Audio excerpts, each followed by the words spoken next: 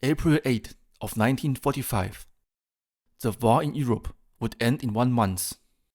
Another month of fighting for life and death on the ground and in the air. The 8th Air Force mission number 932 of that day was to attack various targets in Germany. Almost 2,000 aircraft were involved in this mission, 1,173 bombers, and 794 fighters, according to the combat chronology of the US Army Air Forces. One of these bombers was the B-17 Miss Florala, with the serial number 446173, an aircraft of the 534th Bomb Squadron, 381st Bomb Group, based at Ridgewell Airfield, England, 7.5 miles north-northwest of Halstead. Miss Florala was flown by Second Lieutenant Harvey E. Adelmeyer and his crew. The assigned target for the 381st Bomb Group was Stendal, Germany. The Luftwaffe was already weakened at this point, and only few fighters were up in the air to intercept the massive bomber formation. But the Flak was still strong and present in the vicinity of the target areas. The Flak at Stendal was described as moderate but very accurate and tracking. The 8th Air Force lost 9 bombers on that day, as far as I know. All of them were shot down by the German Flak. One of the losses was Miss Florala. According to the description in the missing aircrew report number 13873, the aircraft was hit by Flak over Stendal, just after dropping bombs. It was hit all along right wing. Radio room, radio set, all shot up and nose and waist. Plane began burning, but stayed in formation. The following is an extract from the interrogation of returned crew members: Technical Sergeant James H. Hayden, radio operator, and Sergeant Edward P. Hauser, tail gunner, of aircraft B-17G 446173, missing in action on April 8, 1945. Aircraft hit 12:15. Bombs away okay. Bomb bay door motor afire.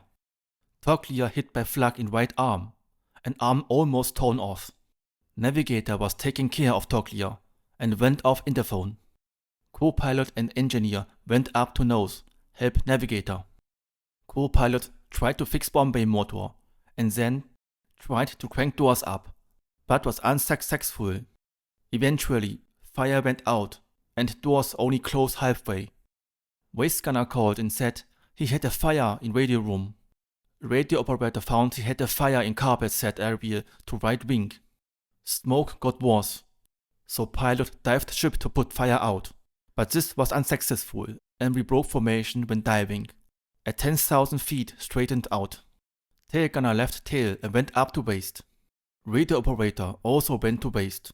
Engineer came back to waist, and 5 minutes before radio operator kicked waist door off, which in turn turned off part of right rudder. Turbo on number 3 was seen to be shot up and hanging down. Fire was very bad, burning halfway through radio room.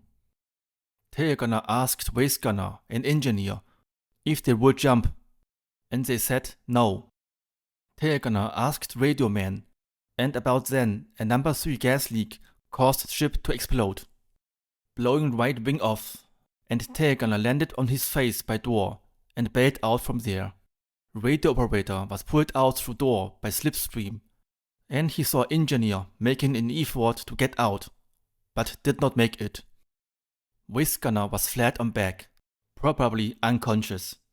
Tail gunner somersaulted twice, counted to 8, and chute opened while he was on his back. Tail gunner landed in a tree in a wooden area. Radio operator came down in clear, but near the woods. Germans started shooting at them while still 1,000 feet up, and radio operator's chute started spinning once. Tail gunner got out of harness in tree, tried to pull chute down, but could not loosen it from branches, and firing was going on all around him up in the tree, about 40 to 90 feet, so he slipped out of harness to the ground.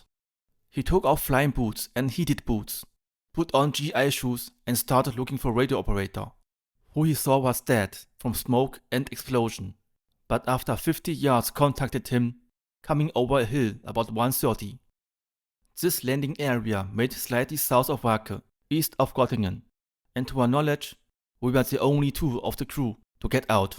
Plane landed about 1.5 miles south of us. Miss Florala was the last aircraft of the 381st Bomb Group lost in action. Technical Sergeant James H. Hayden and Sergeant Edward P. Hauser were the only survivors of the crew. Another victim of the German Flak on that mission was WWII, a well-known B-17 of the 91st Bomb Group, because of the tragic photographs of its last moments. Watch my video about WWII here. If you like this kind of content, please hit the like button and subscribe. Thank you for watching.